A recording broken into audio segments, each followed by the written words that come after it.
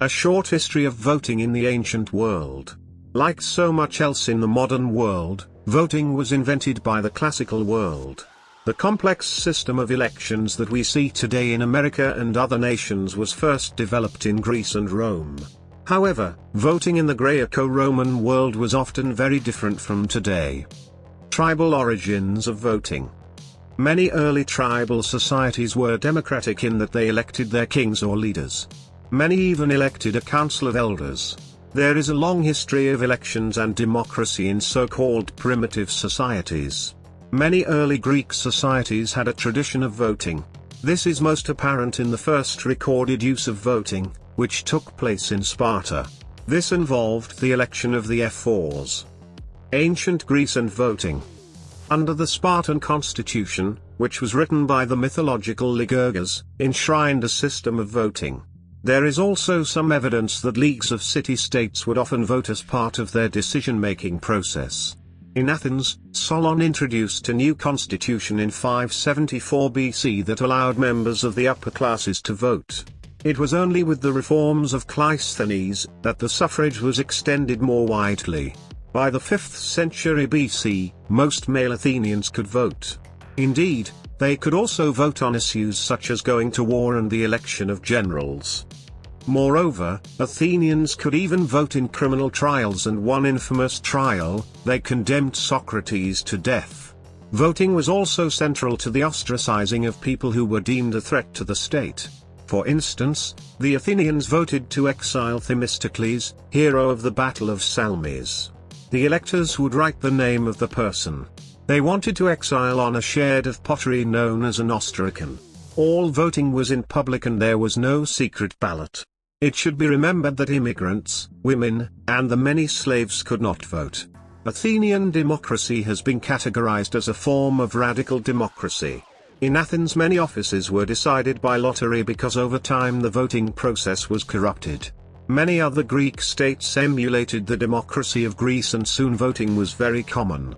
It even continued when the city-states came under the domination of the Macedonian dynasties. The Greek city-states continued to elect magistrates even once their democratic constitutions had been limited. The right to vote was one of the distinctions of the elite and was an important privilege. All through the Roman period, municipal voting took place in the Greek world and only really ended with the rise of the Byzantine Empire. Voting in the Roman world. Rome was originally a monarchy, and after expelling its last king, the Romans developed a unique form of democracy. The Senate was an assembly of legislators and policymakers who were elected indirectly. However, over time the Romans developed a series of legislatures and assemblies in which citizens could vote directly. Roman citizens voted for nearly all their officials, including the consuls. The senatorial elite was able to manipulate this to ensure that their interests were safeguarded. Roman voting often took place within tribes. The lower class, or plebeians, could vote in certain assemblies, and this gave them some say in the affairs of the state. However, most people could not vote due to rules on property. Rome developed a very complex voting system, and it was both a direct and an indirect form of democracy. They also were the first to introduce the secret ballot, now considered essential to free and fair elections. Roman elections were also often brutal and bloody. From about 200 BC, Roman elections were marred by political violence. Gang leaders linked to politicians would intimidate voters, and they often turned Rome into a battleground. There were very few safeguards and there was a great deal of vote buying. It was only with the rise of Augustus that Roman elections became less bloody. Elections continued, and so too did voting in Rome.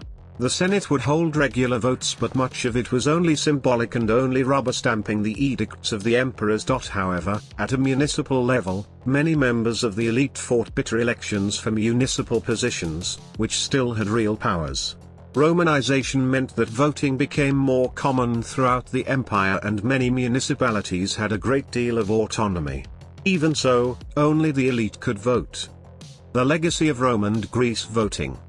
After the fall of the Western Roman Empire, the classical world went into decline. Voting became very rare.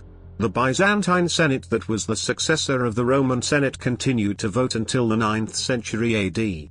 However, the tradition of voting continued to medieval Europe, especially in urban centers. This was in part influenced by Greek and Roman examples.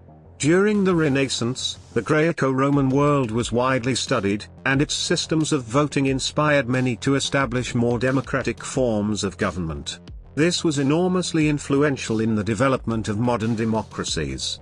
For example, the Roman and Greek voting systems were studied by the American and French revolutionaries when they were drafting their democratic constitutions.